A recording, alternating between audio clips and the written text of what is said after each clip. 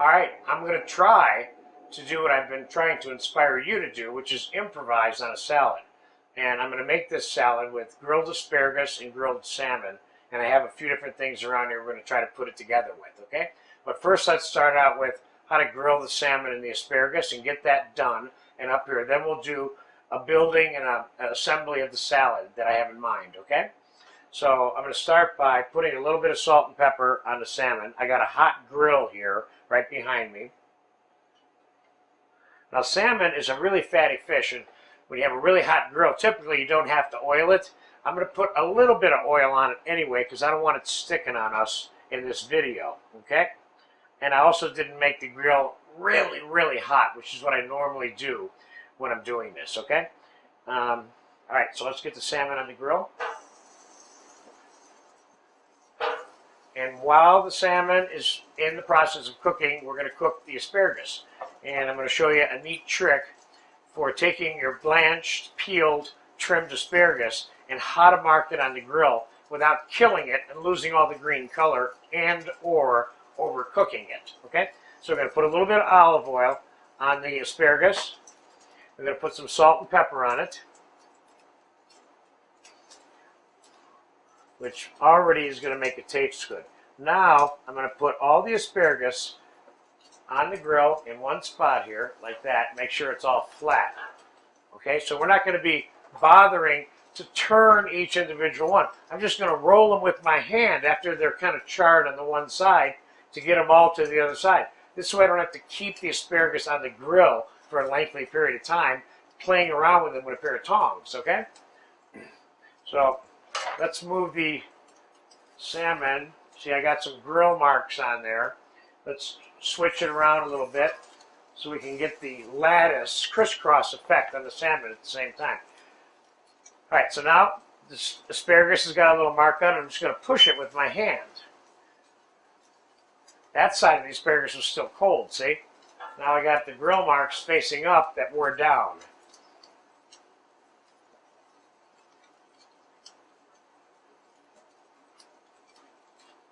And now I'm going to take the asparagus off. That's marked enough for a salad. One scoop, they're gone. So they're not hanging around on the grill any more than they need to be. Now, what we're going to do now is we're going to turn these over. And we're going to let these cook. I'm going to time-elapse the balance of the production of this particular salad with you. And I'm going to be back when this salmon is cooked. And then we're going to complete the assembly right here. Be right back right now. Okay, the continuation. I got grilled salmon here. That's done. And now we're going to play improv here a little bit, okay? So I have a few different ingredients out here that are going to help make this salad all come together. The first thing I'm going to do with my lettuces, which I have Boston lettuce, romaine, frisee, and Belgium endive. I'm going to put a little bit of sweet soy on here. This isn't per se an Asian salad, but it may have a little Asian touch right there in that part of it. A little bit of olive oil there. I'm going to put a little bit of pepper and a little bit of salt on that, okay? Now, let's do this here. Let's cut the grilled asparagus up on angles, all the tips off in one piece.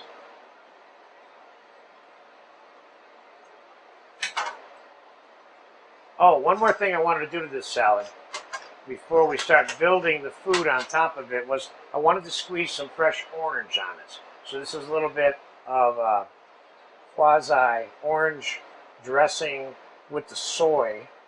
This soy does have sesame in it, of course, so this might be a little bit of an orange sesame type touch to the whole thing. All right, so there's your fresh squeezed orange juice on it.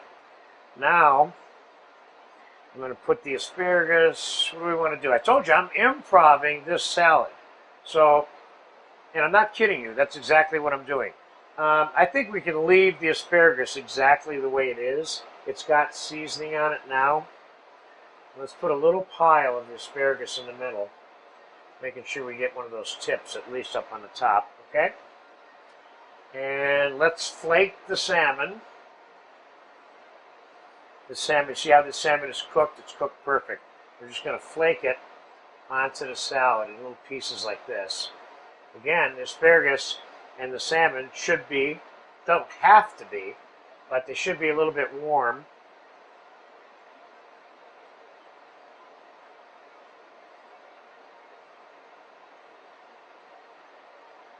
Okay, so there's the salmon. Now, I'm going to want to put a little bit of salmon gravlax on this salad. Put some small pieces. This is the cured gravlax that I showed you how to make in this class. Let's just put a little bit of that on here for garnish. Another dimension of eating the salad. Okay? Gravlax is good. Now we're going to do some julienne apple, which I love on salads. Cut a sixth of the apple off.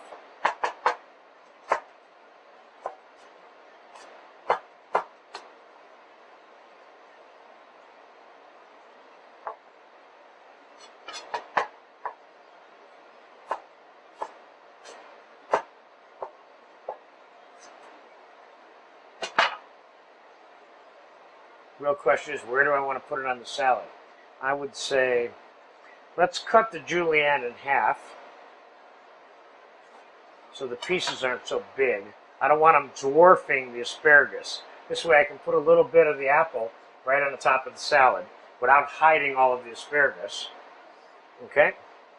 Now, the tomato. We're going to do some wedges on the tomato. Got a nice looking tomato here. Vine ripened. Let's just put them in one little spot over here. Okay. And the salad needs a tiny bit of onion. Not much. Like a couple of threads of onion, you see, is all I put on there. And I have some chopped hard-boiled egg here.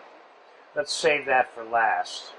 I have some regular French mustard vinaigrette here in a bowl at the consistency at which I showed you in a previous lesson in this salad class how to make. I'm going to thin this out because I want to drizzle this. I don't want to coat this with a bunch of dressing. So I'm going to thin this out with some olive oil. So what I'm showing you is I'm showing you our French mustard dressing recipe that I taught you how to make in this class, and I'm changing it now to accommodate this salad. I don't want a heavy mustard dressing all over this salad.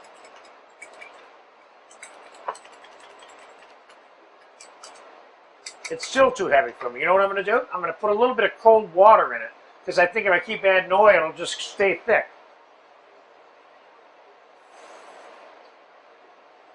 So now I literally watered down the vinaigrette. That's better. That's better. So you see that I'm making the accommodation that's necessary to end up with the look and feel that I want in the salad. See?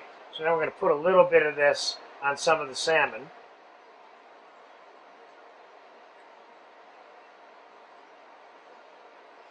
And it's probably enough. I got olive oil, orange juice, and sweet soy below all of this. The asparagus itself is seasoned with olive oil, salt, and pepper, which is enough.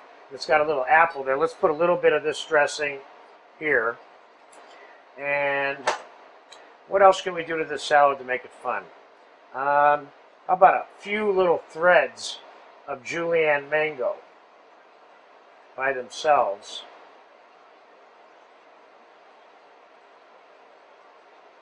What you're seeing is how we go about making salads in a restaurant or at your house, in your case, and I think that's great. This is exactly how you might want to go about doing it too. Don't have a fixed idea on it, but have some ingredients laying around that you want to play with. And you may choose not to use the ones you decided to lay around and use something else. But a little bit of chopped hard-boiled egg. Not much at all here, see? A little bit of chopped parsley, not much. And the only thing I can think of left for this salad, besides cleaning up my plate, is this asparagus, which was the trim from the grilled asparagus that wasn't grilled. Might be kind of fun to put a couple pieces of that on there. This is a pretty sexy little salad now, if I do say so myself, which is rare for me. I normally don't say my food is good. I kind of leave that job for other people.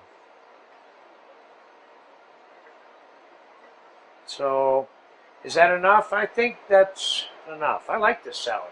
What do you think? Grilled asparagus and salmon salad improv. That's what this is. Now you make yours the way you want to, and just think about it the way I was trying to transmit to you to think about it, okay? Good luck with this one. Have fun.